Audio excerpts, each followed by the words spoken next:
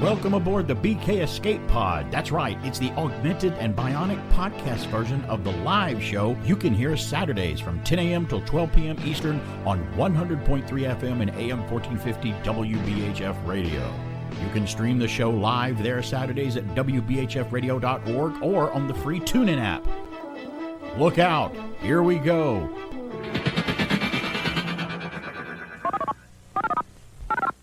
Oh, and by the way, if you hear me give out a telephone number, don't call because this is a rebroadcast, and our janitor Charlie will answer the phone, and believe me, you don't want to talk to him. He's an ornery little cuss. Stand by to receive our transmission.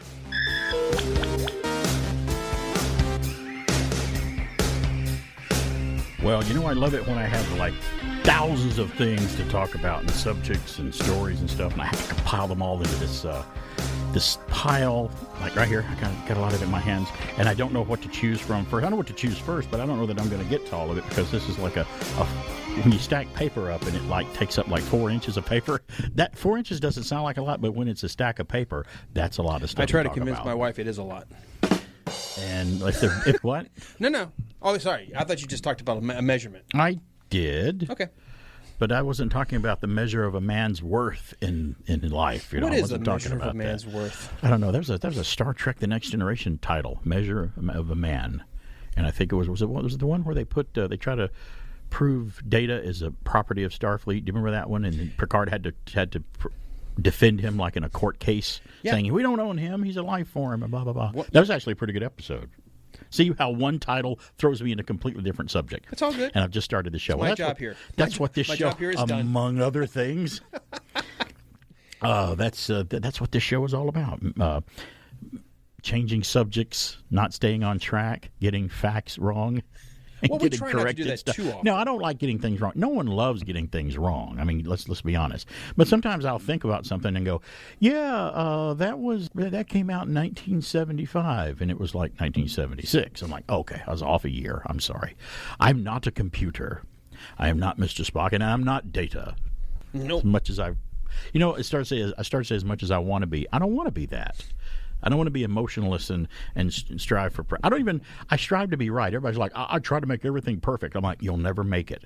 Trying to make it perfect is fine. I'm always striving for my best. But is this coming through? Yeah, you're coming through fine. Okay, I just can't hear. You're great. Turn it up. There. Okay. So your ears have listened to this is hard rock metal stuff so long that you can't get through that barrier in there. You have to turn even the microphone up. Inside radio, just a little for those folks. You wear headphones so you know what it sounds like going out over the air. You know, it's not because we love the sound of our voice, but you want to make sure it's working. Right. And I'm talking and I don't hear myself. I'm like, I'm trained to go, wait a minute. Talking. Is this thing on? I hear myself. Hello? I do that at home. I talk and no one hears me. Well, that's the problem. Except my dog. She listens to me.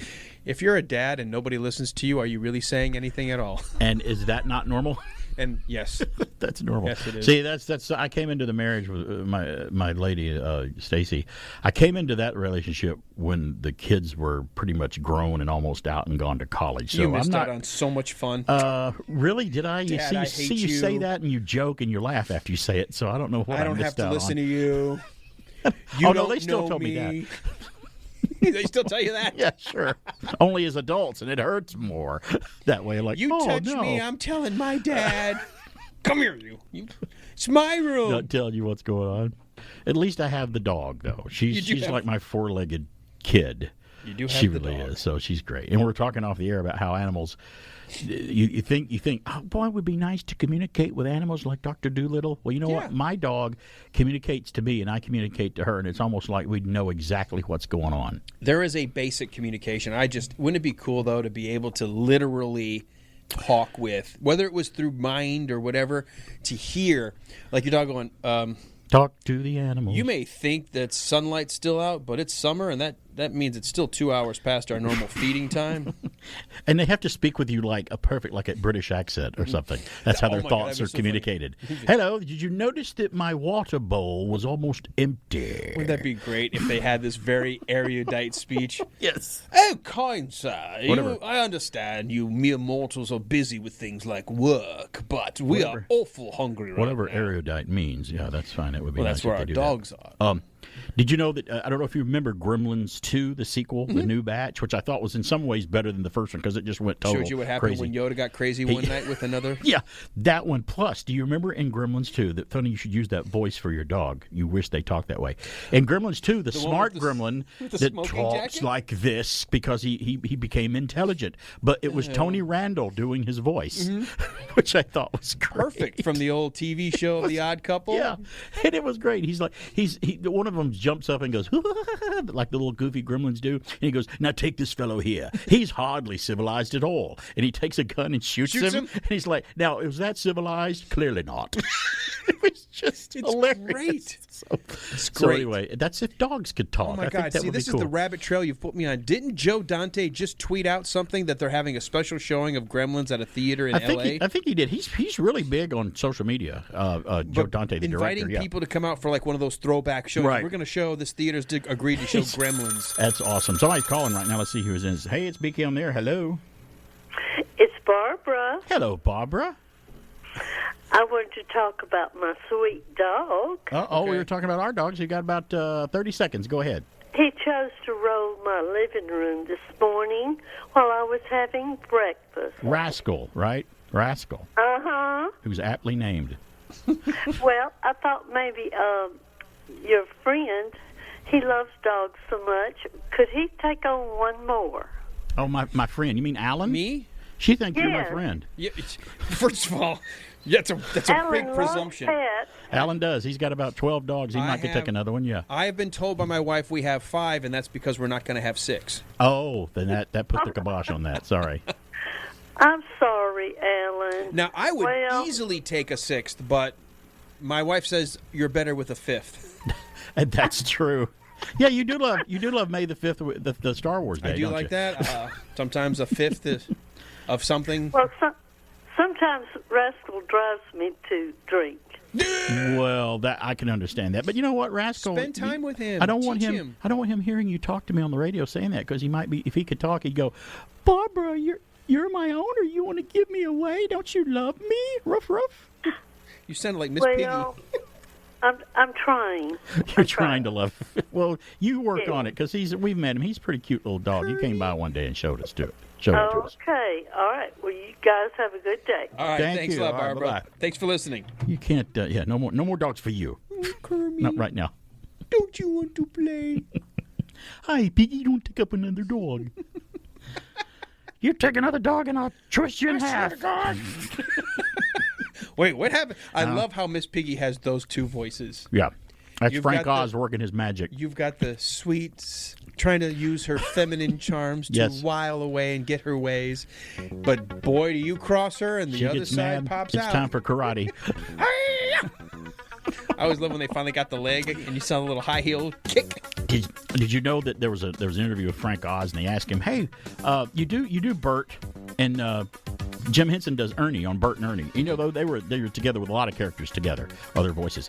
He goes, "Are your personalities kind of like that?" He goes, "Yeah. Jim Henson was pretty much kind of like Ernie, and I'm like Bert. I'm kind of stick in the mud stuff. You know." He says that Bert and Ernie is us. That's us, and I thought that was fascinating. I also remember him saying that the way Bert and Ernie has evolved is not the way he imagined Bert and Ernie Right. evolving. And you know what? Remind me to tell you something about Joe Dante. You brought him up, and he put something else out there about The Mandalorian when we come back. Speak on the air. We'll return after these announcements. You know who makes the #1 cookie in America? It's not who you might think. It's my mom. She makes Nestle Toll House cookies. Mom says you have to use Nestle real chocolate morsels and the original recipe on the bag or they aren't real Toll House cookies. Say, why not ask your mom to bake some? If you've been good, I'm sure she will. Nestle Toll House, America's favorite cookies made by America's favorite moms. From just beyond your imagination comes Omnibot, the fully programmable robot with a memory. Omnibot, he walks, he talks. Hi, cutie. Amaze your friends.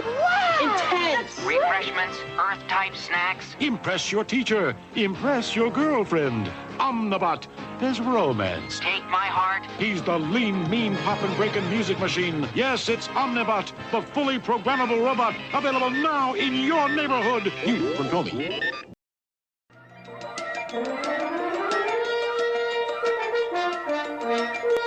Greetings, fellow classic TV fans. One of the most famous names in Hollywood is that of actress, director, and producer Jodie Foster. Over the years, she's received many awards, which include 2 Oscars, 2 Golden Globes, a Cecil B. DeMille Award, and more. In 1968, the young acting prodigy's first television appearance was with her older brother Buddy, who played Ken Berry's son on Mayberry RFD. Soon after, Foster guest starred on the Doris Day Show and began a recurring role as Joey on The Courtship of Eddie's Father. In the late 60s, she landed multiple roles on Gunsmoke, and then by the early 70s, her TV career simply took off. In 1970 alone, she had parts on shows like Daniel Boone, Adam 12, and Nanny and the Professor. In 1971, she appeared on My Three Sons and Bonanza, and in 72 and 73, both The Partridge Family and Kung Fu. That era also marked her inevitable transition onto the big screen. Director Martin Scorsese clearly saw Jodie's undeniable potential and cast her in not one but 2 of his major hits. They were Alice Doesn't Live Here Anymore and, of course, Taxi Driver with Robert De Niro. All this alone would have seemed like a pretty accomplished career, but as we've all learned, the great Jodie Foster was just warming up. This is Pat McCormick with your retro TV trivia from the Golden Age of TV. You can also find me on YouTube and Facebook at Golden Age of TV and on Twitter at Golden Age of TV1. And now back to BK on the air. Thank you, Pat, for that trip into the Golden Age of TV every Saturday morning here with BK on the air. Funny you should mention Jodie Foster today, because I'm currently in the middle of not binge watching, but I'm watching it and going through it. I've finished all the Dragnet radio play episodes. I finished all the Dragnet television series, both black and white and in color seasons, and then I went into Adam 12 because I'm in this Jack Webb kick right now, and I'm currently probably about 3 seasons into Adam 12, and a couple of nights ago, there's Jodie Foster right there on an episode of Adam 12, and I'm like, I heard the voice first. I'm like, that sounds like Jodie Foster, and I looked. I'm like, it is Jodie Foster, and I'm like, hey, had that voice. Like, she's one of those people you know exactly who it is. Come in here, it's Jodie Foster on Adam 12. And she's like, oh my goodness, but you watch her and you're like, and her brother. He talked about her brother on the segment there, and her brother is basically, they could have been twins. They could have been brother and sister twins, because they look practically just alike each other. And you know Nancy McKeon that was on Facts of Life? Her brother was on Alice's son on Alice. And you look at them, you're like, they look just like male and female versions of each other. You know, and he passed away not too long ago. But I'm like, it's that way with some of the siblings too. But I saw Jodie Foster on Adam 12. I thought it was so cool. If I had to define, who would you say is the definitive actress?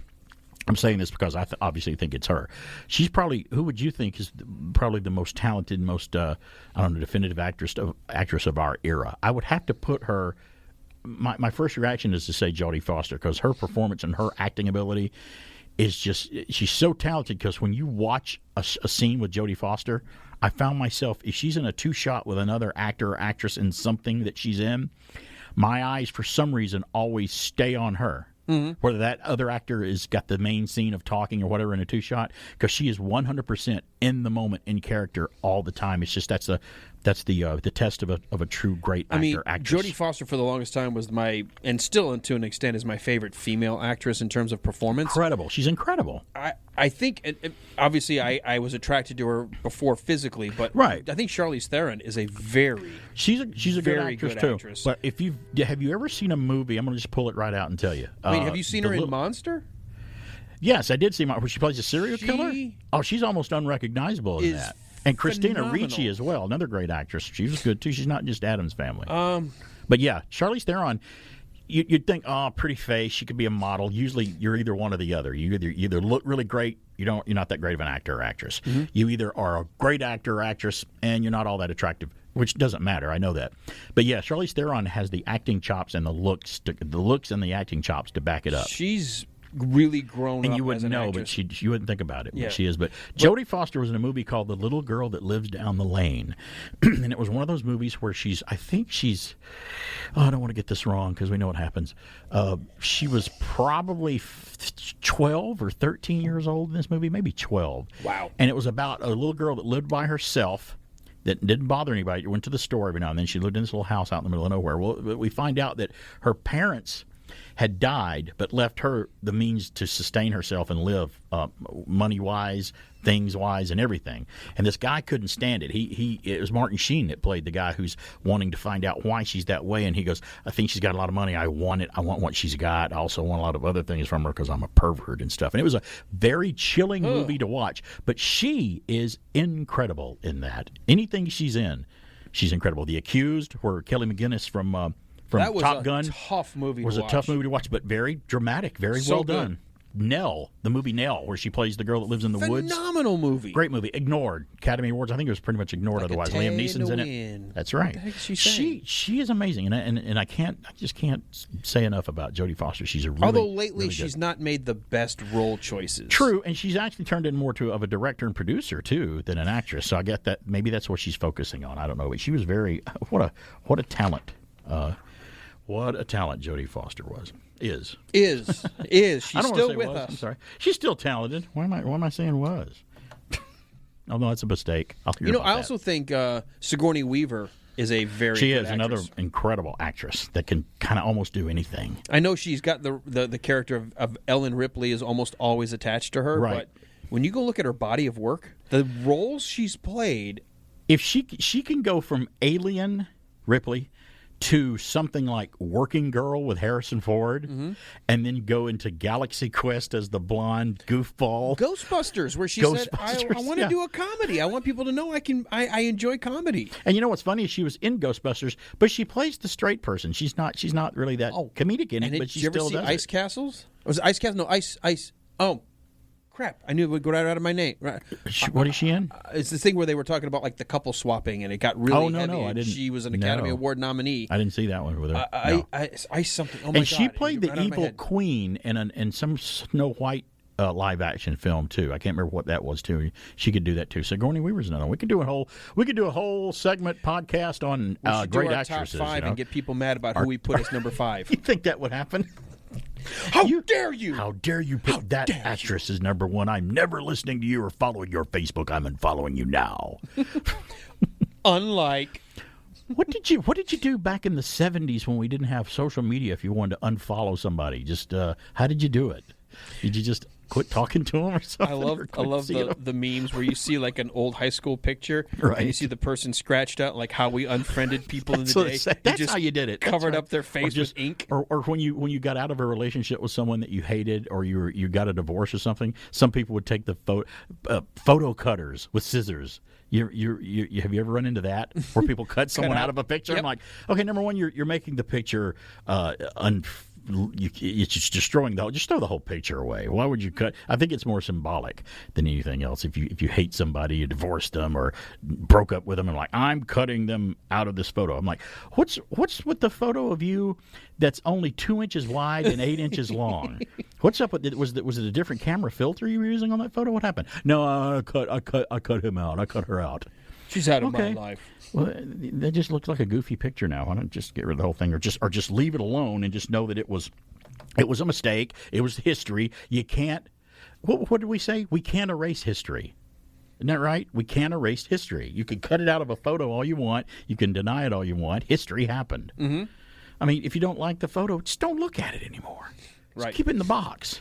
I've never, I can honestly say I've never in my life cut out a picture. I'm like, if there's I've never somebody done in that that either. picture that I've I never done don't that like anymore, then the picture goes away. But I'm not like, I love the way I look. I'm going to keep But what? No. But I can't cut them out of my memory, though. Just because I cut them out of the photo, they're still there. It's true. And I understand if it was a horrible thing to happen, you might want to do something about that. So, but we got a lot coming up on the program. I don't have a lot of time to get into it right now before we go to a break. A composer of an iconic movie theme, and as soon as I play the theme later on in the program, you'll know what it is, has passed away. He was 94 years old. So there's another one that lived a long life. You might be surprised who it is unless you've already heard about it. And apparently at one of the theme parks, one of the Disneyland theme parks, Aerosmith is no longer is not as popular apparently right now as the MCU and Iron Man. There's a little clue about what might be coming up. Did you ever ride Would it be the Rock and Roller Did you ever Coaster? ride the Aerosmith roller coaster at Loved it. Disney? Loved Well, it. it's still going to be there. Let's just say it might have a different theme to it, starting at one park. Not anywhere in America right now, but we know when they change something at one park, it eventually trickles to the other parts. Eventually. I got to tell you, the one thing I loved about it, I've always wanted to know what it felt like when the guys on an aircraft carrier are catapulted off the carrier. Oh, pulling the G's, yeah. And, because you're flat. You can't go down a hill to get your speed like a roller coaster. You have to be The rock and roller thrust. coaster used the same technology. You literally are flat, and it just accelerates 0 to 60 on a catapult. Like, oh, that's what it feels like. Let's just say that might be the way Tony Stark feels when he takes off in his Iron Man armor, too, in a way, because he pulls some G's probably Nothing till wrong he with blasts that. off. Oh, So such a cool feeling. That I don't think the gist of the ride is gone. It's just the theme of the ride has changed. And also, did you see the statement that Chris Pratt issued this week about him playing Indiana Jones and about how he's scared of Harrison Ford? I got that story coming up too. He's scared about Harrison Ford. He's scared of Harrison Ford for a reason. I got that story coming up as well. And I wanted to do this last week, but I didn't get to it. We'll probably talk about it today. I shared it on Facebook. Someone stole R2-D2 from Disney. We'll talk about that. And a 3D NASA printed satellite. What else have I got? And we'll flash the audience at the bottom. We talked about the 3D satellite I didn't last get. week. Did I get into? Did I do the details about it, or just say they did it? I can't remember if I talked about it. I thought we talked about it. You'd think that I'd listen to my podcast to make sure. But when I'm editing, sometimes I'm just looking for things that need to be fixed out? and not listening to content. I noticed I'm not in there anymore. We'll skip. You're not. You're in it. You're in it. I just turn your pitch up of your voice to where you sound like a squirrel. That's all. It just sounds a little better that way. And if I got time today, I've got a story about. Did you know that they're actually. You shopped at Kmart, right? Kmart was a great store. Did you know there's some Kmarts left? And it would surprise you how many are left. I didn't know that. In the United States, the continental United States. We'll talk about that. Actually, it's less than that. Ooh. We could play Prices Right with you and let you guess higher or lower. So, so we got all that coming up. It's BK on the air, but we're going to flash the audience of the news, the weird, and the strange and bizarre when we come back. All units in the vicinity. Officer needs help. 9226 Van Arden. Shots fired. 1 Adam 12. Handle code 3. 1 Adam 12, roger.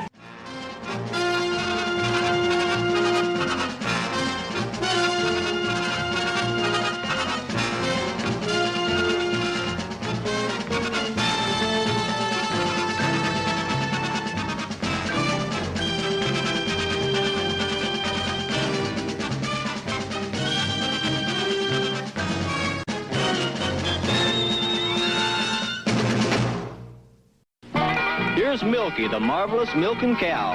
It's fun to milk her, gonna do it right now. She drinks the water when we pump her tail. She's raising her head, it's milking time now. Her pretend milk is a feeling the pail. She drinks water and gives pretend milk. Milky, the marvelous milking cow. Milky, the marvelous milking cow with pretend milk tablets. She's from Kenner. This man just showered with a new kind of soap. New Lifebuoy Mint Refresher. A soap so loaded with mint, so tangy, so frosty, it drives wives wicked. Every bar of new Lifebuoy Mint Refresher contains the essence of 125 mint leaves. Soap has never smelled this good before, and neither have you. New Lifebuoy Mint Refresher drives wives wicked.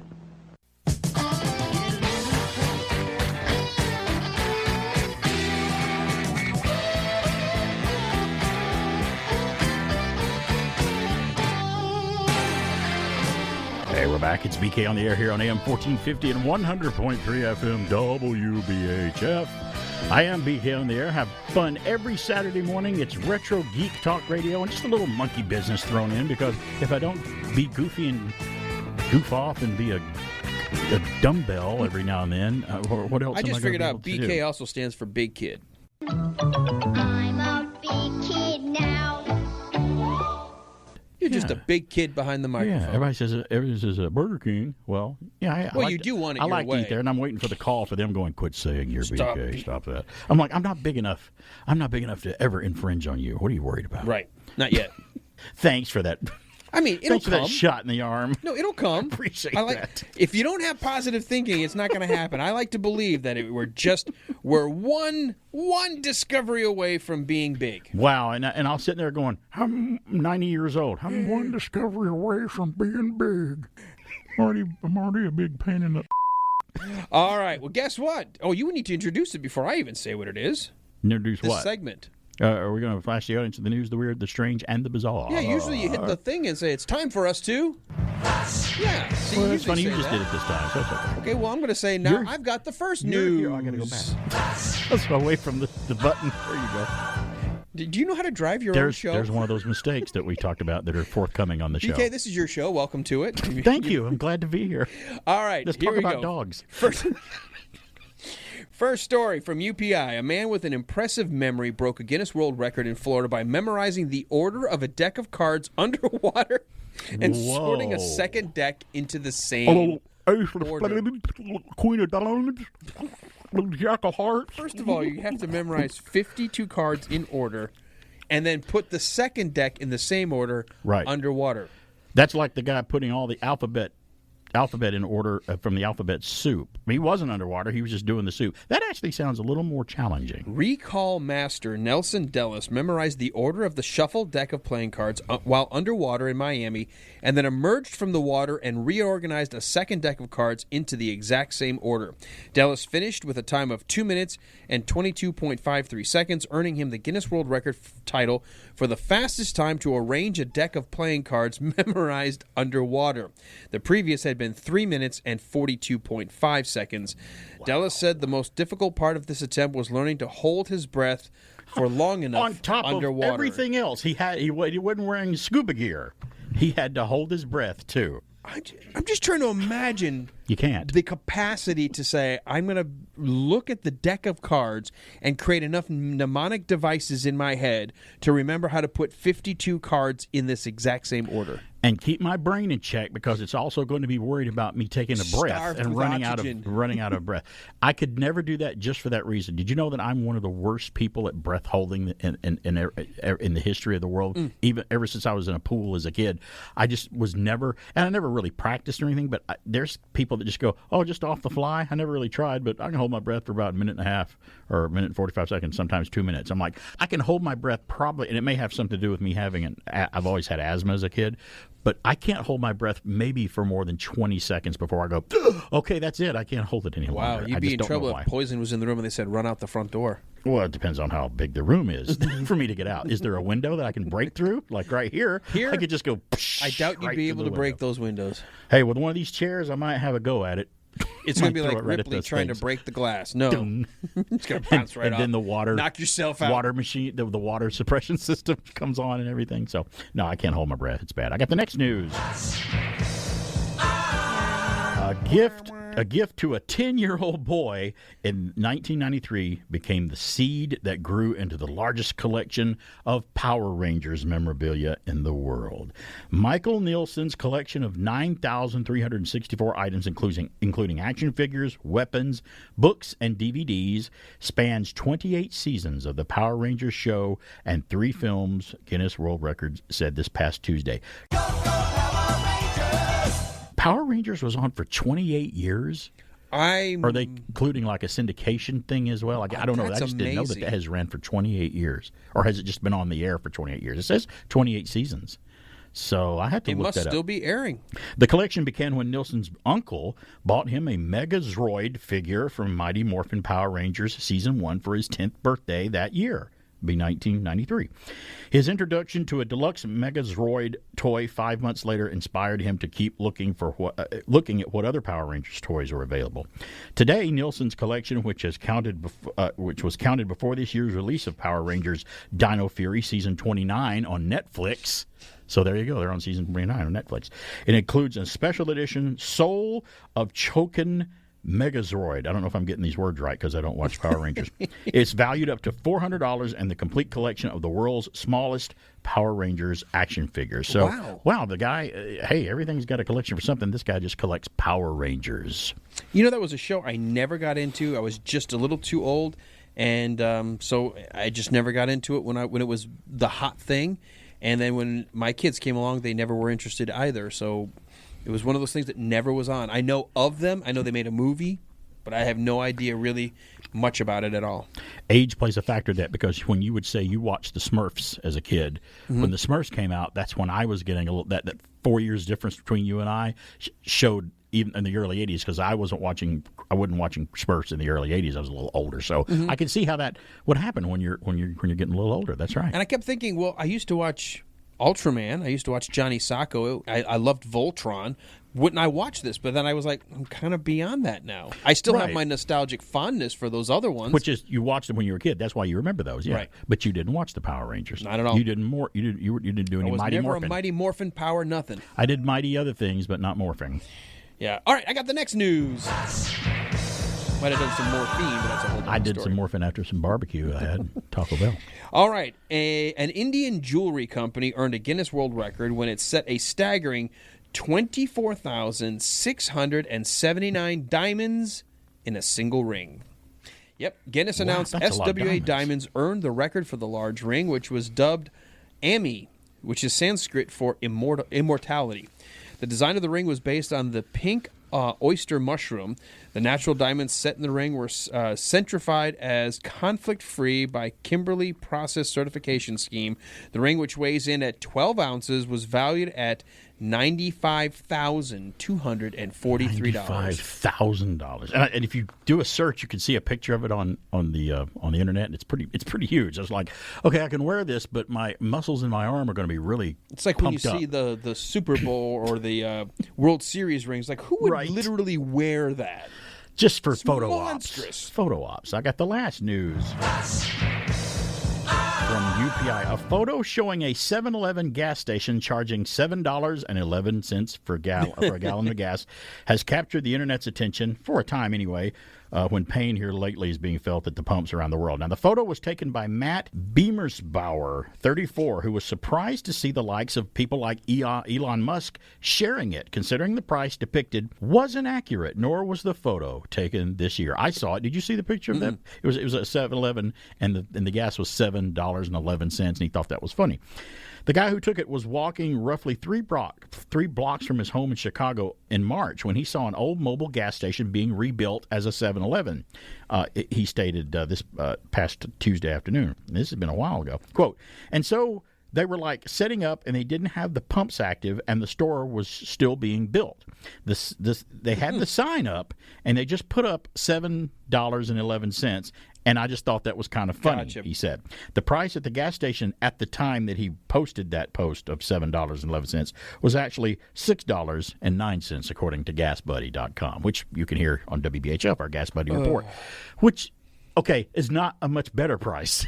I mean, it's okay. So what? It was a little over $6 wherever he was. $7.11 would have been worse, but not a whole lot worse. That's pretty bad. That's pain at the pump, kind of dude. Interesting. Pain at the pump. We're really going to have to think about it. Now, we've already got our trip planned in September. I've said this before. We're going down to Universal in Orlando in September. We're going to drive, because when we go to Orlando or the Gulf of Mexico, that's a drivable length. There's a certain length that I won't drive. I'll have to fly. What were we talking about? We're like, if it's more than 8, 9, 10 hours drive, we're going to fly. But this is like that 5-6 hour window that we can do. Mm-hmm. I'm really hoping, and I know it's on a small downtick right now as we're doing the show today. It's on a small downtick, gas prices are, because it's just going up a little bit, then it'll go down, then it'll go way up, then it'll come back down again, and it'll come back down just a little bit, like a snail or whatever. So I don't know. The fact that so many people have decided, I'm just not driving. Yeah, that's helping. True. But we've already planned this trip, so we're going ahead and take it. But we're going to bite the bullet, whatever it is. We're going to budget a little bit more just to make sure. And what the heck, if we budget for it and think gas is going to be a lot higher in September when we go, and it's not, we're like, oh, we budget for it. We got money left over. The irony, we said, well, let's just budget $5 a gallon. Who knew we'd be right on? Right, and you're right. And it could go up. You don't know, or it could go down. I got to get some gas when I get out of here. We will return after these messages. Watch us make your food fresh at Taco Bell. Taco Bell. Then you feel your taste buds tingle. Taco Bell. Taco Bell. Watch us make you a burrito or a tasty enchilada. Tostadas and tacos made up fresh at Taco Bell. Put a smile on your face. Taco Bell. Everybody loves the taste. Taco Bell. 'Cause we're the fresh food place. Taco Bell. I'm starved. Got any pizza in the freezer? We make fresh pizza. That's complicated. Not anymore. We use pizza in a skillet from Chef Boyardee. You really make it fresh? In a skillet? Sure. Everything comes in the box. And you make it on top of the stove in just 15 minutes. Just spread the dough, then add the sauce and shredded cheese. Making it fresh makes it delicious. Delicious. And so fast. Pizza in a skillet from Chef Boyardee. Cook delicious homemade pizza in just 15 minutes. From the far reaches of outer space comes a threat to planet Earth.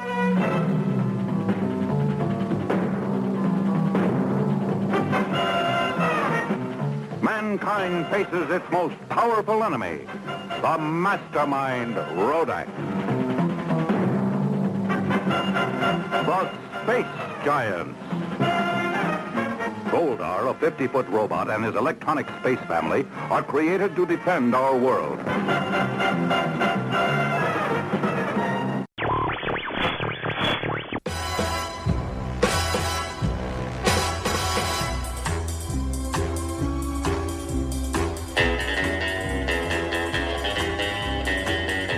Hey, we're back to BK on the air here on AM 1450 and 100.3 FM WBHF. James Bond, when you hear that theme, you know exactly what you're in for. That's one of the most iconic movie themes for a character that's ever graced motion picture film theaters. Well, I got this story from Stephanie Nolasco from Fox News, and it's all over the place. This just happens to be the article that I got here. Monty Norman, the composer of the iconic James Bond theme, has died at 94. On Monday, a statement was posted by Norman's official website that read, "It is with great sadness we share the news that Monty Norman died on the 11th of July 2022 after a short illness," unquote. And Norman famously composed the score for Dr. No, the 1962 Bond film that starred Sean Connery. His theme for James Bond, which was arranged by fellow Englishman John Barry, another very popular movie score composer, would go on to become the tune that was used in the entire 007 franchise until the latest film. It's been used all this time for Bond, the Bond theme. Norman was born Monty Nazorovich to Jewish parents at the East End of London in 1928, obtaining his first guitar at the age of 16. Norman went on to perform with big bands in a variety of double acts with comedian Benny Hill. He later wrote songs for British rockers like Cliff Richard and Tommy Steele. You remember Cliff Richard? He had a hit in America, big hit in America called She's Just a Devil Woman. I think that was Cliff Richard that sung that. I think Cliff Richard sung on Xanadu soundtrack with Olivia Newton-John, as well as composing for stage musicals, Monty Norman. He was also hired by producer Albert Cubby Broccoli to compose a theme for the first James Bond film, Dr. No. He drew on a piece, and we've played this soundbite on the air before about the music that he uses for James Bond was actually written for something completely different. He had to change it a little bit. He'd written it for a proposed musical adaptation of the V.S. Nepal's A House for Mr. Biswas. Shifting a key riff, yeah, we're all familiar with that, shifting a key riff from sitar to electric guitar. In the original musical he wrote, a sitar would play that music, and he changed it around a little bit and played it with an electric guitar, and the result came out as a twangy, propulsive, menacing theme, and it's been used in all 25 Bond thrillers. Producers hired John Barry, though, to rearrange the theme, and Barry was widely assumed to have written it, because in a lot of places you'd see James Bond theme written by John Barry. Well, to Norman's chagrin, Barry, who died in 2011 at age 77, went on to compose scores for a dozen Bond movies himself, including Goldfinger and You Only Live Twice, and many, many others John Barry did. He also composed the music to one Academy Award for Dances with Wolves, and he composed the music for The Black Hole and a lot of other films. Another great John Barry. Another one that's really awesome is My Life with Michael Keaton. With Michael Keaton, where he's got cancer. Great Yeah, it's a great soundtrack score by John Barry. Now, Norman went on to court to assert his authorship of the theme, suing the Sunday Times newspaper for libel over a 1997 article asserting that the theme for James Bond was composed by Barry. That's what they said, John Barry. Now, Monty Norman won in 2001 and was awarded £30,000. That's $35,000 and $35,718 in damages, if you want to know how much it is in American dollars. That is interesting how they just forgot he wrote it. Now, the one you always hear with the guitar that they play in Dr. No, John Barry took the theme that Monty Norman wrote and arranged it to sound like that. So John Barry arranged the theme, but he did not write it. Monty Norman did.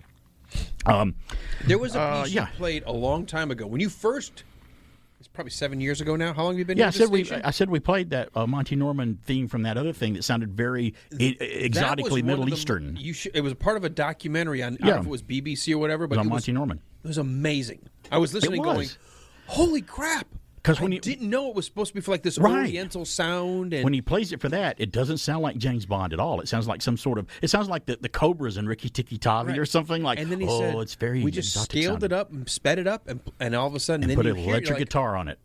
Oh my and you're God, like, there it is. That kind of works for James Bond. And boy, did it. Before his death, Norman reflected on the theme's lasting success. Quote, well, I hope when the time comes, people will remember that I've done quite a few things, but the fact that James Bond is so iconic in everyone's mind, you can't argue with that, and nor would I want to, unquote, he said, was one of the last things he said about it. So how can you get more true than that? I mean, when you hear that, even if you're not a James Bond fan, you're like, oh, I know what that is. Mm-hmm. Ding, ding, ding, ding, ding. It's so iconic. And it's not always played by a guitar. Sometimes John Barry would play it in the Roger Moore movies and then the later Sean Connery ones and maybe Timothy Dalton films. The orchestra would play it, not the guitar. They might sneak a guitar in there with it still. But even the opening of every Bond film, with the I think Dr. No, it opened that way too. It opens with the gun barrel going by, and that theme plays on every opening. Now, it may be a different opening with the Daniel Craigs, but that theme is still played in there somewhere. Oh, at some point, and that no matter echoes, what. It lets you know, and that's why that's why Indiana Jones theme plays when Indiana Jones does something. That's why the Superman theme plays when Superman does something super. Something super. Come on, I mean that's the music goes along with the subjects, and someone that was very well versed in classical music and opera and things like that told me once that and I hope I'm not wrong about this, but this is what this person said, and they seemed to know what they were talking about. And I looked it up, and it's true to a certain point. The first composer to write music that was a motif that had something to do with a character or something to be identified with like that was Wagner.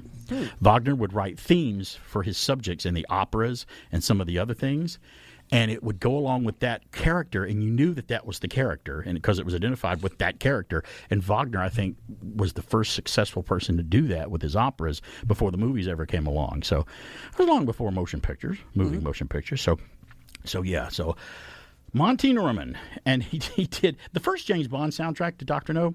It's okay, but the only thing on it that I like is the Bond theme. Yeah. It's the first track on the first one. The rest of it is a lot of kind of weird calypso-sounding songs that are just like, okay, it's not the score to the film. It's just one track of Bond music. Used in the background, and it's just calypso, because it's, Bond goes to Jamaica. For a lot of it, to where Dr. No is his lair is. So, but then when the second soundtrack came along, John Barry was in control of everything, still used the Monty Norman theme, but wrote a score for the film for the orchestra and all the scores that we have today. So, so it's BK on the air. I got this story right here. Lori Bashan from Fox News. I can squeeze this one in. Did you hear that Chris Pratt is a little afraid of Harrison Ford? I did. Actually, he's afraid of his ghost. I'll tell you what that means. Listen to what that means. Chris Pratt shut down the rumors he's interested. Here's that rumor again that he's going to take on Indiana Jones. I thought that was going on just a couple of years ago, and they kind of debunked that he's not going to be James Bond. But he shut down rumors again that he's interested in taking over the role of Indiana Jones, Chris Pratt and Indiana Jones, for a very interesting reason.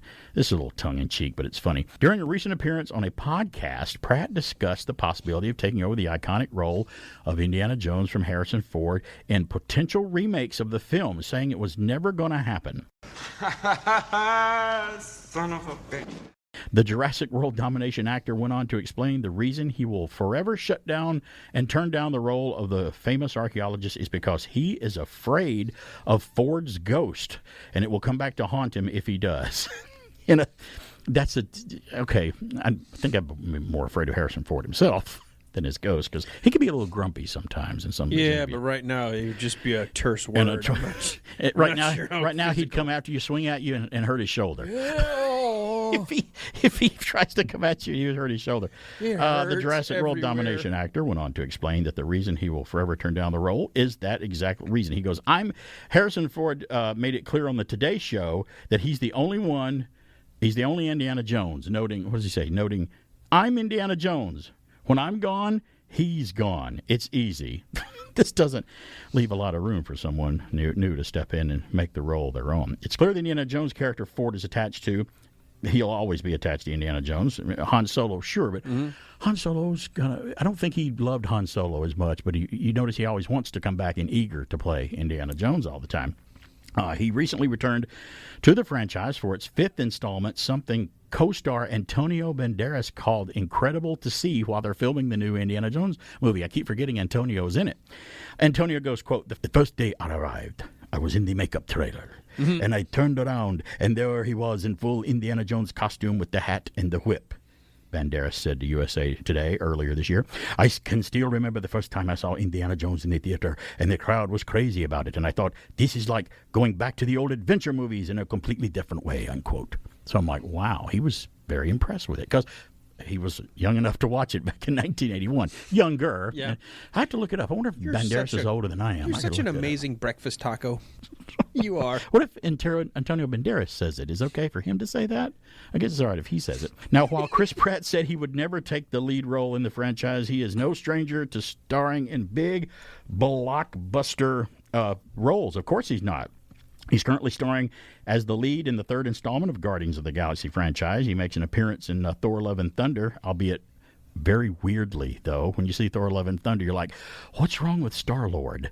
What's wrong with him? We may find out something's wrong with him later. We don't know. And the Jurassic World trilogy, he's in that too. And apparently you're watching a show with him in it that you really like right now. Terminal List was on Terminal List. amazing. So, and he is totally dramatic role for him, right? It's a very dramatic And I didn't know if you had this in your stack, but Chris Pratt revealed 2 years ago he put out a self-made little promo. Oh, really? Of wanting to play that character because of the books that he was reading. So he wanted to play the character in the Terminal List. Right. He wanted to play James Reese in that series.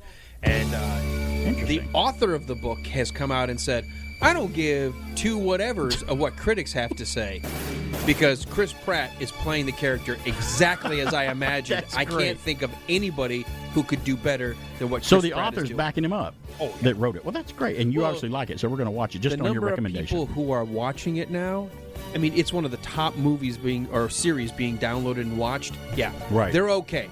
We don't need critic support. The wokeism isn't working. Well, people are watching it and liking it. Just remember, the 5th Indiana Jones film is set to be released June the 30th, 2023, next year. And the 3rd, Guardians of the Galaxy, with Chris Pratt, if you like both actors, is set to come out May the 5th next year. So it's going to be another big movie summer season next year. Going to wait a whole year. Hasn't been, though? Hasn't it been? Every summer now for the past, 30 years, there's always big movies coming out in the theater. And speaking of big summer movies, I'm going to get to see Jaws in 3D and IMAX. I'm looking forward to that. I don't care if I've never seen it 3D. I'm going to go see it. It's BK on the air.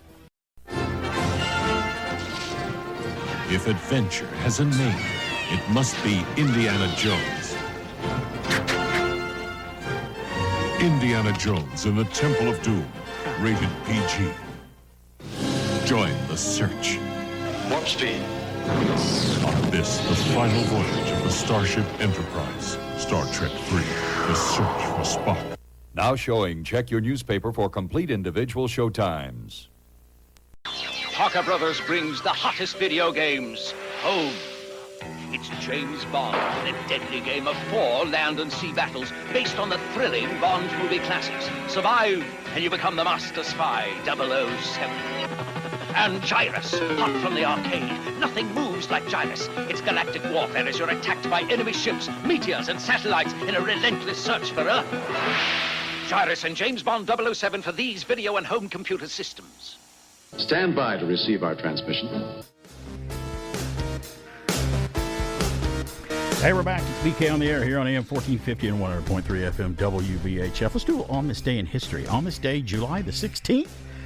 Oh my goodness, 1935, the first automatic parking meter in the United States was installed in Oklahoma City, Oklahoma. Boy, those are kind of a weird thing of the past. They've morphed into something different now. But you remember the old metal post that used to be up with the clinkety-clankety clunky metal sign? And the little sign that would pop up saying 10 minutes. You got 20 minutes. With a quarter. Usually the ones I remember when I was a kid in Detroit would say green, like okay, and then it would expire. Right. And it would just tell you that it had run out. Mechanical thing that would just click and clank. I mean, a lot of cities still have them, but now they're digital. And you can even use credit cards. They don't even have a coin. On this day in history, July the 16th, back in 1957, a U.S. Marine Major went really fast in a transcontinental speed record. U.S. Marine Major John Glenn set a transcontinental speed record on this day in 1957. 1969, on this day in history, another scientific milestone, Apollo 11 launched, carrying the first men to land on the moon. The first guys going up there to make it. They just launched on this day in history. Today in 1972, on this day in history, Lean on Me by Bill Withers was the number one on the charts in 1972. That was 50 years ago, 1972. I remember that song, Lean on Me. When You're Not Strong? I'll be your friend. I'll help you carry on. Bill didn't sing it quite like that. For Shatner it won't and I be long. did. And in 2001, we have a first of 3 movie premiered on this day. On this remote island, they have come to rescue their son. Ben! What was that? Now they will discover. It will take all their courage. We're not leaving without our son. Just to survive. Jurassic Park 3. Mom? Rated PG-13 at the Jurassic Park 3. Now, I know you just said off the air that you like Jurassic Park 3. I love Jurassic Park 3. In fact, I have a very unpopular opinion. Sometimes Twitter will throw out there and go, state an unpopular opinion that you have, and then people will put their opinions on there and hashtag unpopular opinion. One of mine is Jurassic Park 3 is probably my favorite Jurassic Park film. And I know that's oh, you don't like the first one? No, I didn't say I didn't like the first one. I just thought 3 had the right, for me anyway. Again, it's personal. It's my number one Jurassic Park film, so don't get mad at me, anybody. It just happens to be my favorite. It's got the perfect mix of action with suspense and the whole thing about the raptors and the vocal thing that they did with that. Because raptors are talking to each other. Well, of course they would. They got to communicate, and it's just the way they did 3. I thought it was great. They introduced the Spinosaurus and that was bigger than the T-Rex, and they had a fight in it. So anyway, they were just trying to improve on it, and there was something about 3 that I just really clicked with me. Far surpasses 2. 3 far surpasses 2 and Fallen Kingdom. As well. I honestly think Jurassic Park 2, The Lost World, was the worst of all the Jurassic Park movies. We're going to catch heck for saying that. Is it your bottom 5 list? It's my bottom. It's number 6. Yeah, if I have to rank them. It was disappointing, and it was directed by Spielberg. I know. It's so bad. If I'm going to do a Jurassic Park marathon, I just skip that one. Isn't it weird? That's true. I thought once they reach the mainland, that's where the movie falls apart. Because there's one great scene in 2, and maybe you'll agree with me, The Lost World. Remember when the male and the female T-Rex attacks the scientific truck on the island, and then it starts pushing them off the cliff and everything, and they're on the glass? That's one of the best suspenseful scenes. It's great, but it's just that one scene. I'll add this, because everything that takes place in the island, right? And the guy that wants to be the big game hunter, and then the raptors the Australian hunting actor, him. The guy, he's great. It's great. It is great. But the movie sucks bananas because they decide to come back to the mainland, and they turn it into a goofy, stupid... kind of a parody of a Godzilla movie. At one point, you have actually Asians and pointing at running in front going, there's a... I see, like, are you kidding me? It is. It is my It doesn't favorite, even make factual sense on how the boat even managed to get to the shore. Well, it is a bad one. And Sorry, Siri. And Siri's like, calm down. Siri's always... That's Siri's the second like, time she's like, talked to you. Whoa, You said something. that vein's popping on your forehead. You said something that made her mad. Another movie premiere on this day in history, July the 16th, 2005, Harry Potter and the Half-Blood Prince. The sixth book in the series, J.K. Rowling. No, I'm sorry. It's not the movie premiere. It's the book premiere. The book came out on this day. I misspoke. See, I corrected it. It was also the 6th movie. Did you know that 9 million copies sold in 24 hours of that book? And it's not surprising now, but back then you're like, what? No. What? When that book came out, we actually, our kids were just old enough that we went to Target for a midnight opening, buy your book at 12:01 a.m. the day it was officially released. All the kids, and we bought copies of the books for every kid so they'd have their own copy because it's the first time we ever did that. So you're saying earlier all the things I missed out on not being a dad, that's another one maybe I missed out on is doing that. You may have missed out on that. Those are the good ones. That's cool, yeah. We did on the 5th movie, the Harry Potter movie. No, it was the 6th movie. The 6th movie we took the kids to for the midnight showing. of to the see 6th it. movie. So they were kind of old enough to do that. Yeah. Well, that's great, and that was good to share with that. I mean, if it's a movie franchise that you and your kids really get into with We parents love and it kids, so much to this day. Every Christmas, because they always spend Christmas with us, we always have a Harry Potter marathon as part of the wrap up of Christmas. We start it and just watch it to the end. It's a world that has legs that I don't ever see. It's going to remain classic and always remain out there like Star Wars and Star Trek and that whole classic awesome status. It's always going to be there, I think. It's never going to go away. 2012 movie premiere on this day in history, July the 16th. The Dark Knight Rises opened on this day in history. Which one is that? Christopher Nolan. That's the third one. Third one, which is I really didn't like. It's the weakest of the three. I appreciated what Nolan did with the first two. It fell short. Let's not stand on ceremony here. Still a great trilogy. Did you hear the rumor that's floating out there right now? And I do say it's a rumor, but there's several places are reporting it as if they've heard it, or I don't know if they're just picking up the ball of the other rumor and going with it, that Spielberg has expressed interest in directing an MCU movie. And I'm like, wow, I hope not. Because I'm not a big lover of his track record over the past few years, but I don't know how that would happen, going with what he said about a lot of things like that in the past of them. How could he be so critical about something and turn right around and direct one? Was he I don't know. as critical about the MCU? I thought he was more was it about, more like Netflix He was films? more about That's why what it is a was. Netflix movie maybe that's worthy what of it an was. Oscar when it's only on the small screen. Well, he tends to, I'm not going to speak for him, but he does tend to agree with his directorial buddies on if stuff. Francis so I don't know. Ford Coppola decides I'm going to... Or Martin Scorsese, that would be big news. They didn't. They're like, oh, this is comic book stuff. I'm kind of mixed on whether I want Spielberg to direct a Marvel film or not. I don't know. I think it would be more about what he wants to do, and no one would say no to him and let him do whatever he wants. He could have directed Thor: Love and Thunder or written a better film than the one I saw. I mean, he's still a good director, but box office wise, the best movie he's had numbers wise was Ready Player One. Well, I'm going to tell you, we're running out of time to go to the break here. I'm going to tell you that it's National Corn Fritters Day today. I love corn fritters any way you want to fix them, and I like corn flapjacks too. My mom would make growing up. I'll tell you whose birthday it is. There's got a few birthdays on the list today. Whose birthday is it? Happy birthday to these folks when we come back. After these messages, we'll be right back. Elements took the sugar out. Come up and taste the mint. So fresh, they take your breath away. Come up to Elements. Come up to the world of Elements where it's cool and refreshing. Elements are sugar-free and so fresh they take your breath away. So fresh and cool and sugar-free. Come up to Elements.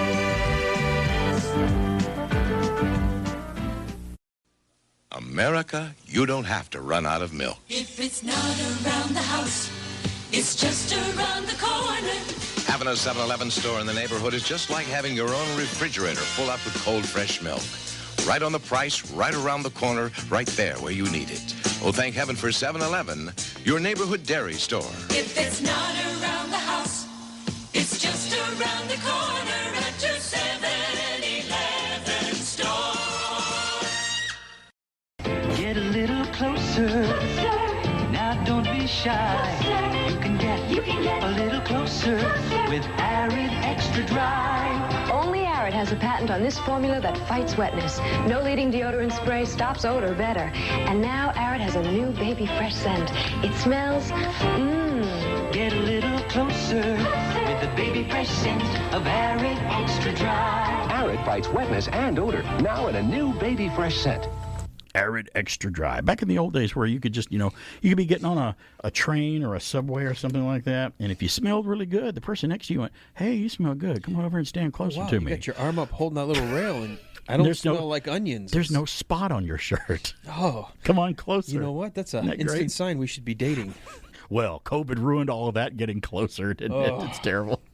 Arid Extra Dry. And again, I don't even think they make Arid anymore. I haven't even seen it on the shelves to buy, but I do remember the Arid Extra Dry One of the commercial. One of the podcasts I was on as a guest, one of the guys, and we were looking at like in the background and all the different materials on the sink, and he goes, "You notice this speed stick?" I'm like, "By Menon."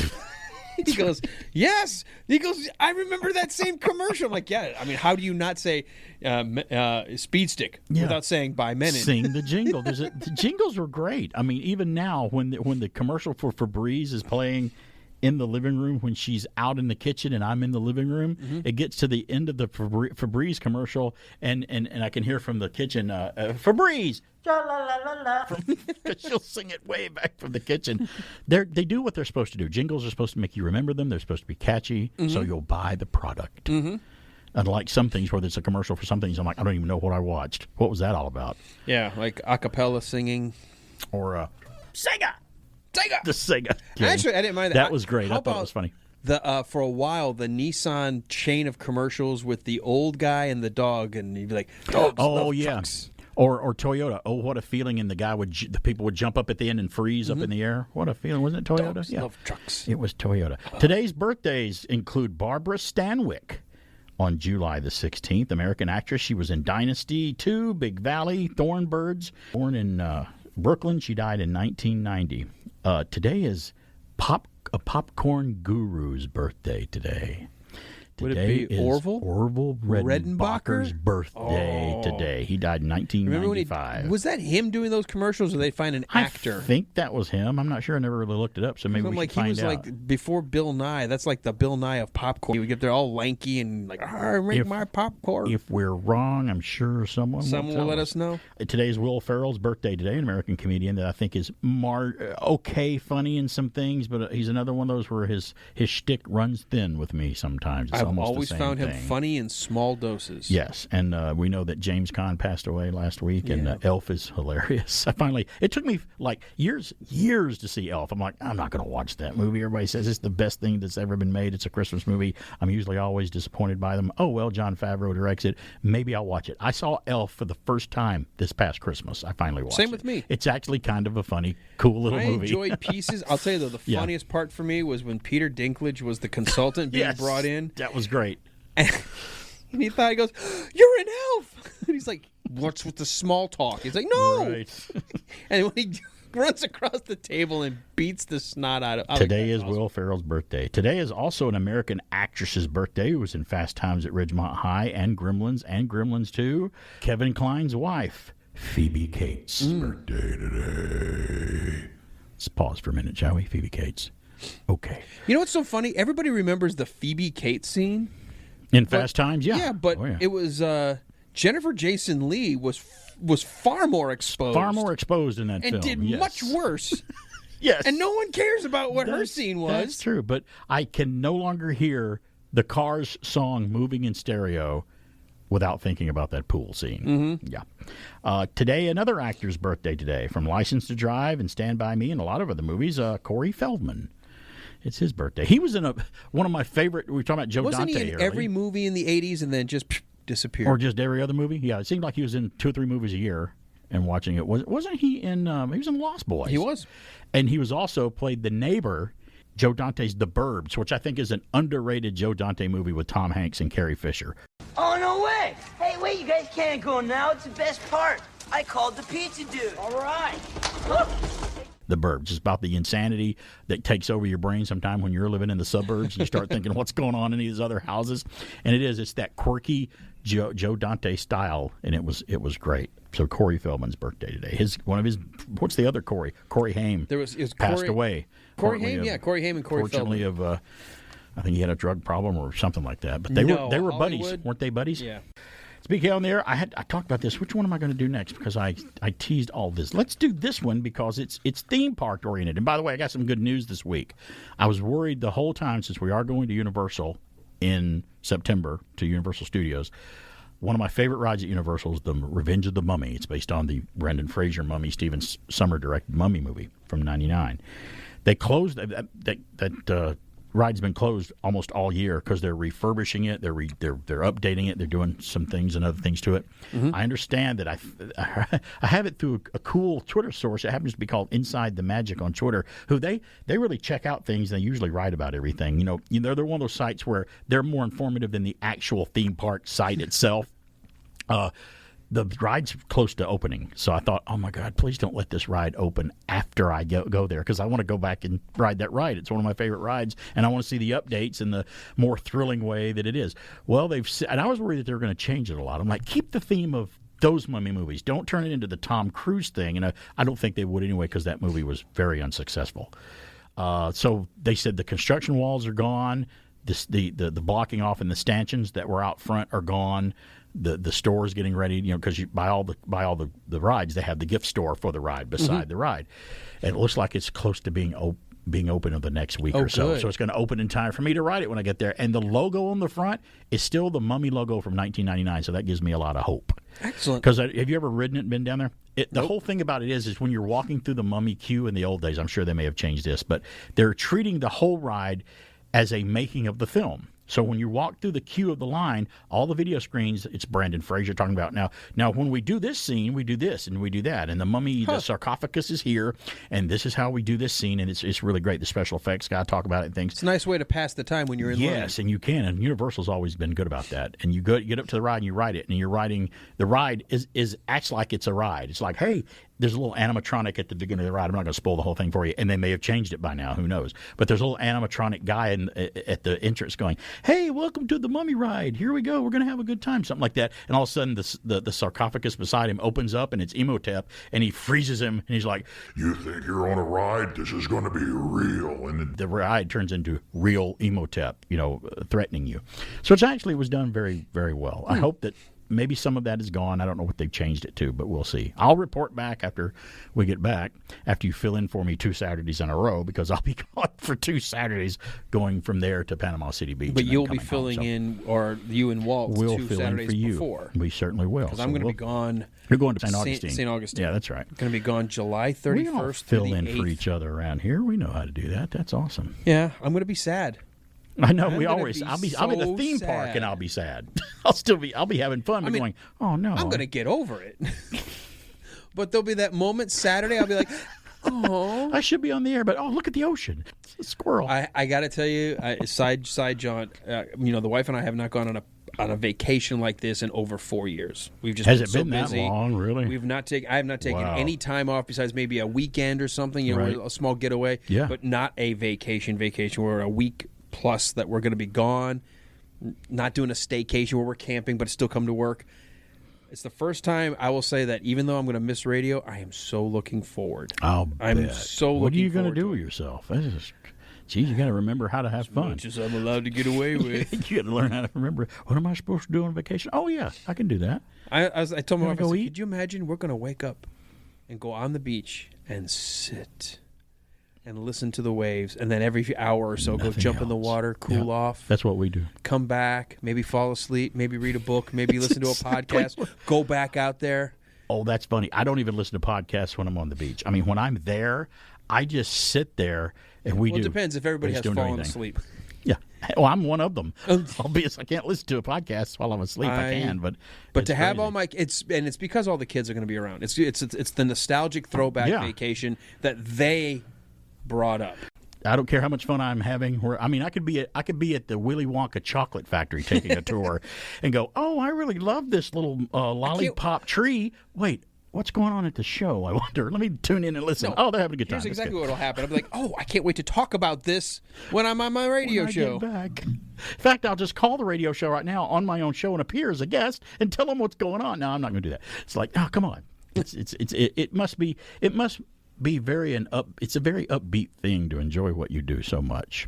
That makes some people mad. I'm very happy I have discovered what I'm good at. I'm very happy. Or, at the very least, I feel like I'm good enough to make it. What I can fool people that I'm good at. Right. I may fool the people. That I can do that. So. But, yeah. Well, we've trucked up to the bottom of the hour. When we take a break here and come back, I'm going to tell you about a roller coaster. Start talking about theme parks at Disneyland Paris. They've actually changed a roller coaster. That's a roller coaster in a couple of theme parks in America.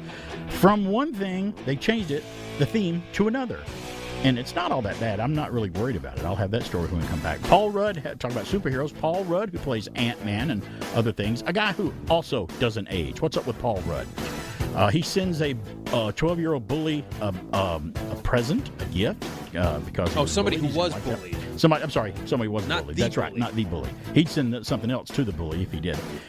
Allow me to introduce myself. I am Jarvis, a virtual artificial intelligence, and I'm here to assist you with a variety of tasks as best I can, 24 hours a day, 7 days a week. Importing all preferences from home interface. Systems are now fully operational.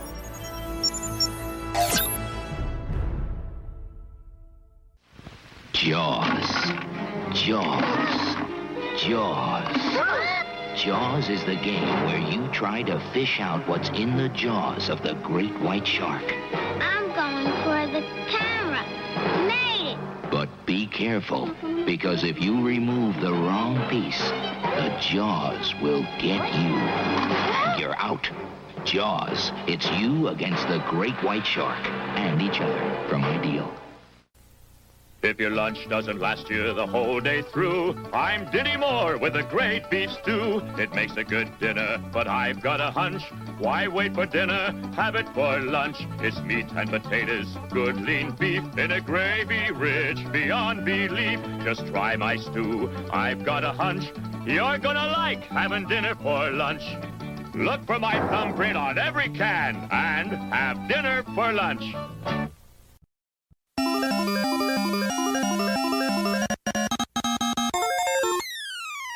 You're listening to BK on the Air. This is Mrs. BK, and I'm not listening now because, well, I sleep in every Saturday morning. But I'll catch him later on the BK Escape Pod podcast. Now, back to that man of mine, BK on the Air. Mwah.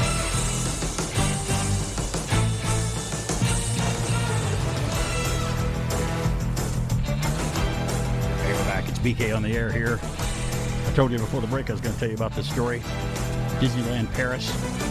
Apparently, the MCU and Iron Man appear to be a lot more popular than Aerosmith now, which is nothing wrong with that. I mean, it's just the way things go sometimes. One's getting a little older. Yeah, one's getting a little older. What's that picture when your lead singer of Aerosmith looks more like your grandmother of Aerosmith? I saw that. It's not good. Also, the Rolling Stones, too. Calling all Iron Man fans. The debut of the highly anticipated Iron Man themed roller coaster is here. Now, it's in Europe. Disneyland Paris originally announced plans for the upcoming Iron Man coaster at the D23 Expo in Japan in 2018 and is part of the new Marvel-themed land at Walt Disney Studio Park in Disneyland Paris. In 2019, Disneyland Paris permanently closed its version of the Rock and Roller Coaster themed Aerosmith ride to make way for the brand new Iron Man themed coaster. The coaster, which is officially named Avengers Assemble Flight Force, is a high-speed, hyperkinetic adventure where guests will team up with Iron Man and their favorite Avengers, Disney Park CEO Bob Chapek says, or Chapek, or however you say his name. Select guests officially experienced the highly anticipated coaster as it soft opened this weekend in Paris. They had a good time, I think. Avengers Campus at Disneyland Paris was officially opened to guests on July the 20th, 2022. Disneyland Paris permanently closed its version of the Rock and Roller Coaster that was themed with Aerosmith, the rock group Aerosmith, to make way for the brand new coaster. Their Flight Force official description says this, quote, "Heroes wanted. Team up with Iron Man and Captain Marvel and help them save the world from an intergalactic threat. Good luck, recruit. Earth is counting on you. I got to make it sound cool, and it probably is if they're doing it, so they're always great. Right now, the Avengers Assemble Flight Force coaster is on its soft opening. It will open to all Disneyland Paris guests along with Avengers Campus on July the 20th, 2022. That's, 4 days away? But not anywhere here in the U.S. No, but what I'm saying is when they do it at one park and replace something, it will follow suit at the other parks, because I can only imagine it's in the works at Disneyland in California and Disney World in Orlando, because they replace everything at one park and it eventually makes it around. The Jurassic Park ride in Disneyland in California in Anaheim was replaced by the Jurassic World ride, which everything looks like Jurassic World, and it updated dinosaurs and updated the ride, made it much more exciting. Now I understand that very soon, I guess, Disney World in Florida is going to do that, too. They're going to be on the way to do that. So, Hey, I'm all for updating stuff. I said they're updating the Mummy ride, so that's going to be cool. But the Twilight Zone Tower of Terror has been replaced in Anaheim by the Guardians of the Galaxy ride, and I hear it's pretty fun. And I don't know whether they've done it in Orlando yet or not, but I'm sure that plans for the Tower of Terror in Orlando, or they may have, I'm not sure, I'm not up on that one, but they'll replace it with the Guardians ride too. And we talked about how funny it is that Disney owns Marvel, but Marvel's still at Universal, so that they must have some kind of royalty check they pay them every year, or it was just the deal that they signed on or with. I don't know how they still have them, or they maybe eventually will phase them out and all wind up at Disney. Either way, whatever they replace it with, I love thrill rides. I mean, some of the most thrilling. If you had to pick the most amazing thrill ride, I'm not putting you on the spot here. What's the most amazing, most intense thrill ride you've ever been on in your life up to this date? Because I know there's a lot you haven't ridden yet. I mean, if you locally, Goliath is a great roller coaster. Oh, you mean at Six Flags? At Six Flags, but in terms of like a thrill, I'm talking about worldwide or countrywide, wherever you would go. I got to tell you, when I first rode Mission Space, when it opened at Epcot, that's intense. The G-forces, it really is. Yeah. Oh my God! And that was before they twinged it down. And now I understand they've got two versions. You got the low G ride for those folks who still want to ride it, but they're like, my heart, I'm afraid, claustrophobic. But even the high end one is not as fast as when I first rode. So they even dialed back the most intense one. They had to dial it back because people were having heart issues, and there was warnings that said, if you got a heart problem, don't ride this. The strain on you, because you're literally in a, that whole James Bond. The G-force machine. The G-force machine to get used to the G's. Yeah. That's what it is. Exactly. Yeah. But because you're enclosed, but you can't see that you're spinning. You just feel the pressure. Right. So they have a camera in front of you. You're seeing a projection, and so when it looks like you're slingshotting around the earth, right. And all of a sudden it starts going faster. You're like, oh, and you feel the pressure pushing you in your chair. Right. Now, I've been on one. They tell you, don't turn your head to the left or to the right. Oh, yes. Yeah, I made that mistake in Huntsville, Alabama at the Space Center. Because of your inner ear will then realize you are spinning. And it gets wonky. So my daughter and I, Ashton, because she was old enough to ride the ride with me, we rode it like 5 times in a row. The third time I was like, let's look at each other. We did like, oh, can you feel how like your stomach is doing little flips, and then you look the other way? Turn your head. And you don't want to do that when it's spinning. You don't want to throw up. I feel bad. Some people, when they get a little older, their inner ears can do weird things. I know a lot of people have said that they can't ride spinning rides anymore. Right. I feel bad for anybody who can't ride a spinning ride because I still love that little loopy feeling in your stomach when you're spinning, when you're looping. You'll get there eventually. You'll make it. Not yet. Don't fear not. You'll make it. It's all going to hit you all at once one day. You're all good. That many days of not getting sick or feeling bad is just going to all in one day. You're going to get everything. I'm going to walk outside and be like that. How did Alan catch that? That's only all the hair pops off of in the cartoon. Like, that's right. It's like, you're going to blow up. And I'll just sit there like, ball. Hey, what happened? I was fine until I walked outside. Alan, how did you get that condition? That's a virus that's only on the moon. You got that one too, huh? That's crazy. I will tell you that I have been on one of those. They call it centrifuge, I guess. I rode that in Huntsville, Alabama at the Space Center. They have one in there where you get in it, and it's more of the whole room spins, and you're all looking at each other, and your seat will slide up the wall because it's on rollers.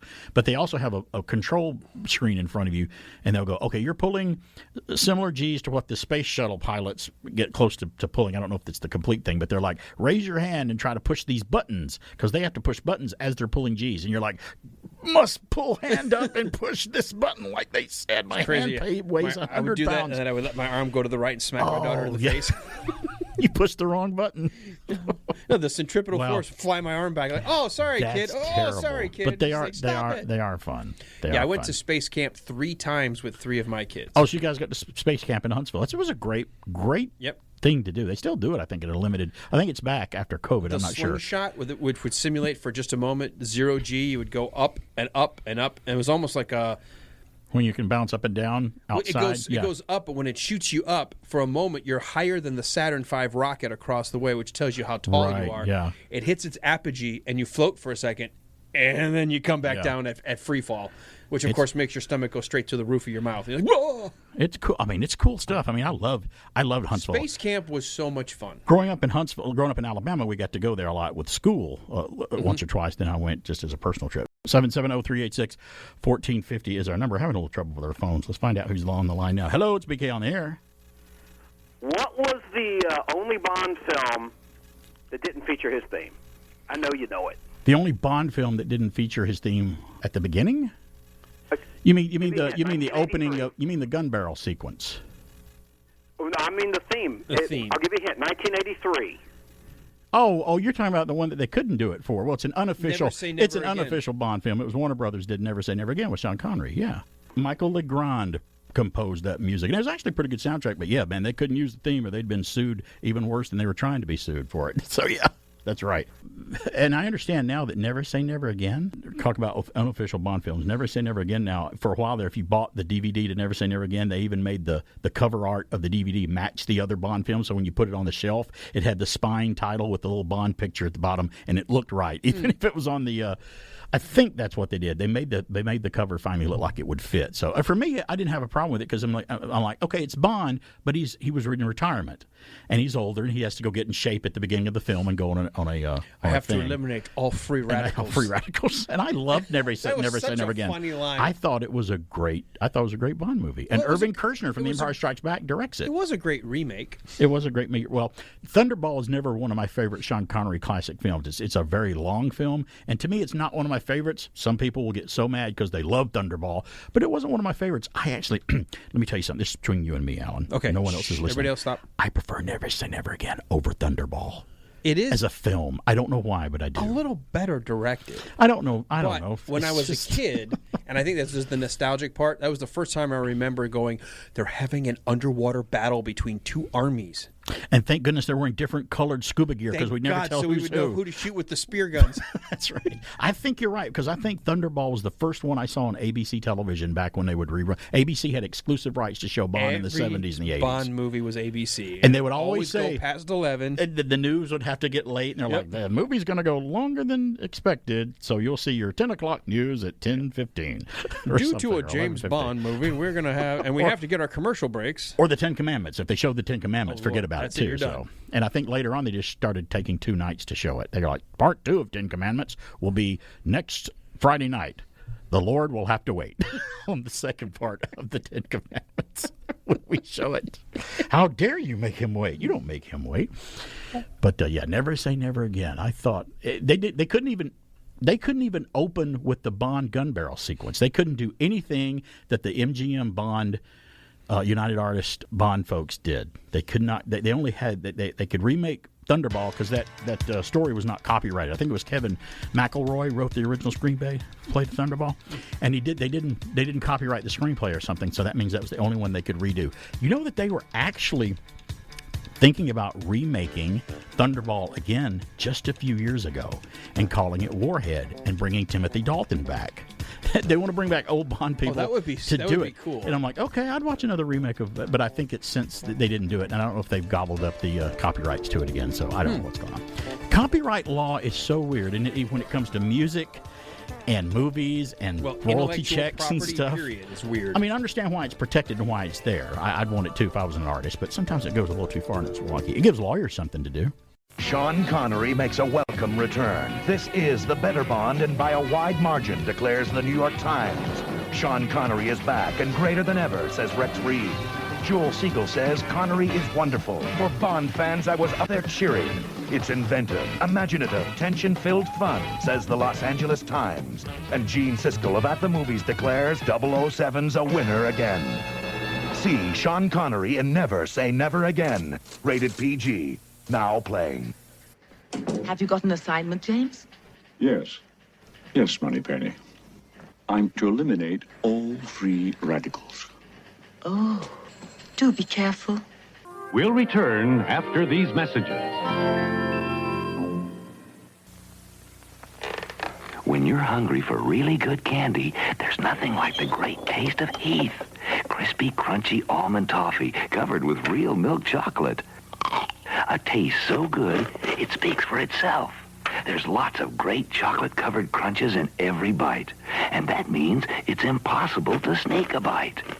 The great taste of Heath, it speaks for itself. The great taste of Heath speaks for itself. Kevin, this is Scott. Kevin, this is Scott. Do you hear me? Over now.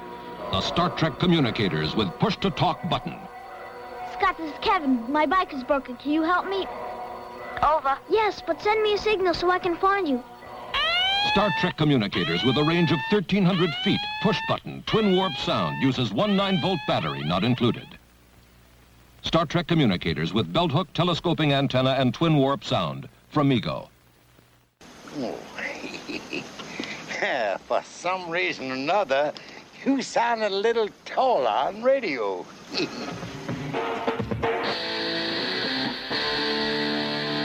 You are listening to BK on the Air on AM 1450, FM 100.3, and online on the Tunein radio app. Now, back to a guy who'll make you feel really young, mostly because he's so old. It's BK on the Air. Hey, it's BK on the Air, as she said. Did you see the story about Paul Rudd? Let me just say that Paul Rudd is a very cool guy. Anytime he's in an interview, Chris Pratt, Paul Rudd, John Wick. Keanu Reeves. Some of these actors just seem like they're the nicest folks. I'm sure they can get mad just like everybody else. I can get mad. But Paul Rudd seems like another one of those guys that you can just sit there and go, Paul, what was it like being Ant-Man? You know, it was awesome. It was great. One of the guys I'd love to sit down, drink a beer with, and just chat. When he acts like he does when he's Ant-Man and Captain America loses his shield and he hands it back to Captain America and goes, here, I believe this belongs to you, Captain America. That's how I would be if I was a superhero. I'd be Ant-Man. I'd be in awe of Captain America. Well, here's another reason. Like you need another reason to like Paul Rudd. Here's a heartwarming story about him helping out a bullied tween, it says. Not a teen, but a tween. Brody Riddler from Colorado had only a few signatures in his yearbook, which was a red flag to his mother, Cassandra. She claimed that that one of the few notes in her son's yearbook was, quote, hope you make some more friends, unquote. I guess that was said with a little meanness, I guess, to it. Yeah. Cassandra, being the determined mama bear that she is, she took to social media to make things right for her son. The story went viral. Of course, those things do. And New Jersey's own Paul Rudd took note and befriended Brody. Rudd not only video called him, that would be enough. That would send me over the moon if a celebrity like that I really liked called me when I was in school. He followed up by sending him a personal letter and a signed Ant-Man helmet from Ant-Man. Rudd, of course, plays Ant-Man, as we know, in the cinematic universe of Marvel in movies like Avengers Endgame, Captain America Civil War, and the Ant-Man films. And the third one, Ant-Man Quantumania, which is coming out next year, which I understand Bill Murray is the heavy in. They cast Bill Murray as the heavy, or the funny guy gone evil but funny or misunderstood or whatever. Here's the message that Paul Rudd signed on the Ant-Man helmet. Quote, to my good friend Brody for when he takes over the world, unquote. He can use this Ant-Man helmet. So that's nice. Another reason that I like Paul Rudd, as if I needed a reason. And you know what's unfortunate? I haven't seen Paul Rudd in a lot of other things other than Ant-Man. I know he's been in a ton of other things, but I think I've only seen one or two other movies. Well, you have recently, and it's been announced there's going to be a sequel next summer. To what? Ghostbusters Afterlife. Ghostbusters, that's right. And I think they're working under the title Firehouse for that. And so, that I saw. And the poster, the preview, whatever, Paul Rudd, all the kids from the first one are going to be in the next one. That's a movie, unless they do it completely right, which I hope they do. That's with that movie they made as kind of a cap to the Ghostbusters world. I really didn't think they needed another one, because that one ended with the way it ended with Egon's ghost, and the way it ended. I'm like, how do you either improve on or do this one better? How do you do it without maybe ruining it or doing like you did Thor: Love and Thunder, going overboard? I hope not. But for me, that's one of those films. We could do a whole show one day. What movies do not need or want we need sequels to? Now, Spielberg has said for years he will never do a sequel to E.T. That's a movie it's classic. It's one story. It ends. If you start making sequels, as we know with some films, you start diluting them and cheapening them, like a lot of things have done. Although the author of E.T. wrote a sequel. And I don't know if it was ever even, the idea was even knocked about making a sequel to it or not. I think it was called The Green Planet or something. Did they go to his planet or something? Yeah. Okay. The ride at Universal, the E.T. ride, is kind of like a sequel to the movie, because in the show you get transported to his planet and get to see all the creatures there and him in the Universal ride. For me, the E.T. ride at Universal is an air conditioning break. That's what I use it for. All the stuff at Dr. Seuss and E.T. when I'm hot, and we're going in September, and it's going to be hotter than heck when we go there. We actually going to have to build our stamina up. We're going to be hiking in the hot during the summer to build our resistance up for walking around at the park. We're going to really doubly overdo it just to make ourselves good and stay hydrated.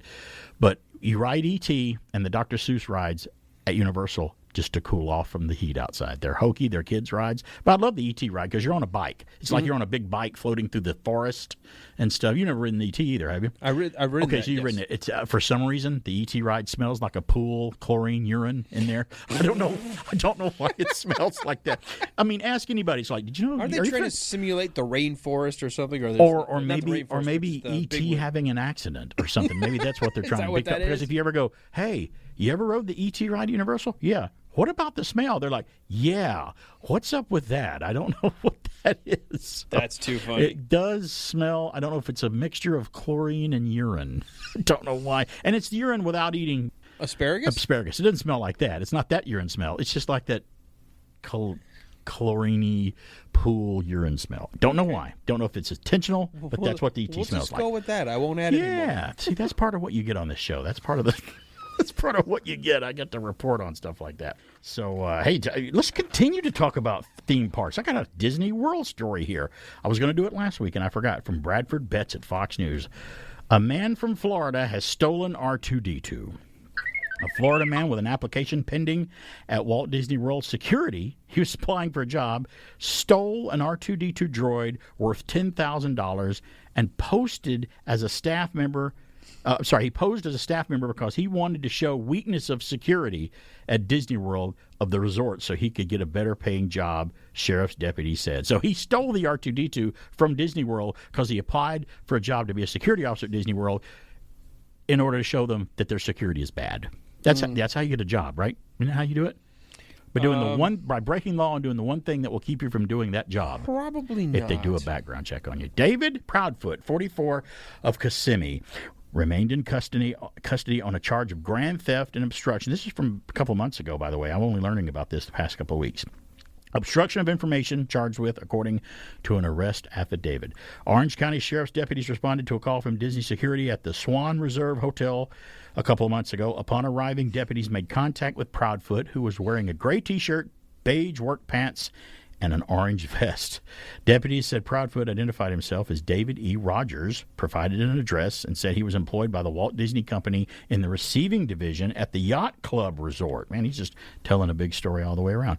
Disney security had stopped Proudfoot because he was seen pushing a car and looked suspicious, according to the affidavit. When the officer offered to help Proudfoot, he was said to have looked confused as to the location of the loading docks or the proper procedures of the hotel. Oh, by the way, you work on the loading dock? Where is it? It's like, I think it's that way. Proudfoot told deputies that part of his duties was to move items from one location to another, and his supervisor's name was James McDaniels. Disney staff said they had no record of David E. Rogers, and said James McDaniels worked for the company, but in Burbank, California, not at the Orlando resort. Uh-oh. When a deputy escorted Proudfoot to retrieve his belongings from the employee lockers, Proudfoot appeared to be lost and confused and could not open his purported locker, the affidavit said. The deputy asked Proudfoot if he could see his wallet and ID. Proudfoot produced his driver's license showing the real name and address. Proudfoot later admitted to moving an R2-D2 droid from the third floor of the Swan Hotel and a game machine because he had an application for Walt Disney World security pending and was moving the items to, quote, show weakness in the security of the resorts, unquote, in the hopes of getting a better paying job at said resorts. In a later court filing, Proudfoot's lawyer said the client has remained in custody since his arrest. He has filed a motion for Proudfoot to be released on his own recognizance. We seem to be made to suffer. It's our lot in life. How not to get a job somewhere. Reason number 52.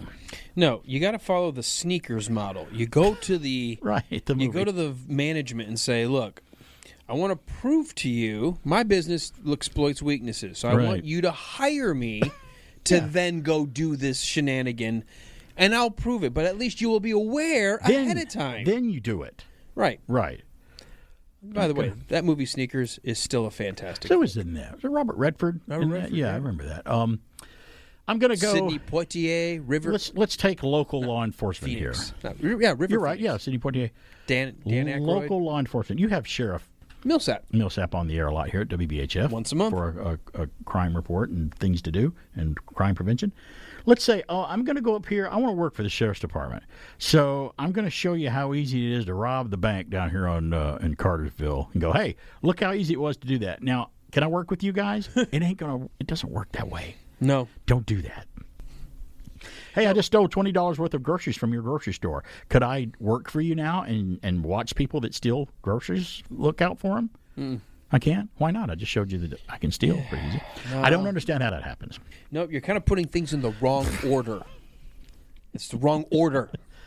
It's like those people we talked about. I posted and we talked about that on your show earlier this morning, about how I posted my review of Thor: Love and Thunder. It wasn't complimentary. I didn't think it was the best Marvel movie. I thought, somebody said, yeah, this should be in the lowest 5 of the MCU films. And I simply echoed it by saying, yeah, I can live with that assessment. The low 5 somewhere in the Marvel bottom 5 films in the bottom 5. Yeah. So somebody responded to my message on Facebook and said something like, "Oh, I am I'm getting tired of your bad posts. I am unfollowing you." I'm like, number one, I clicked on the profile and I said, I've never talked to this person. I don't know who it is. I guess they follow BK on the Air on Facebook. But they have now since unfollowed me, I guess.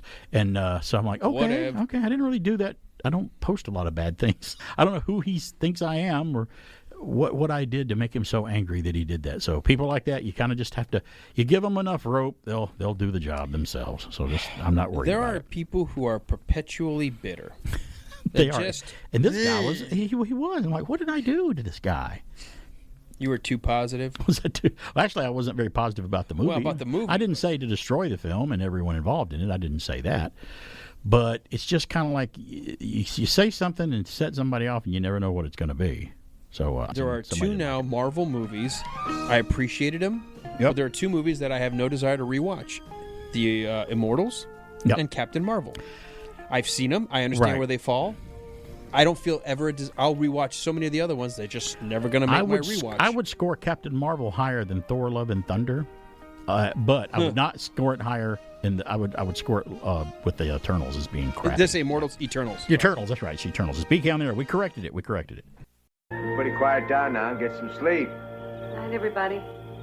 Good night, everyone. Good night, Mama. Good night, Daddy. Good night, children. Good night, Daddy. Good night, Elizabeth. Good night, Jim Bob. Good night, John Boy.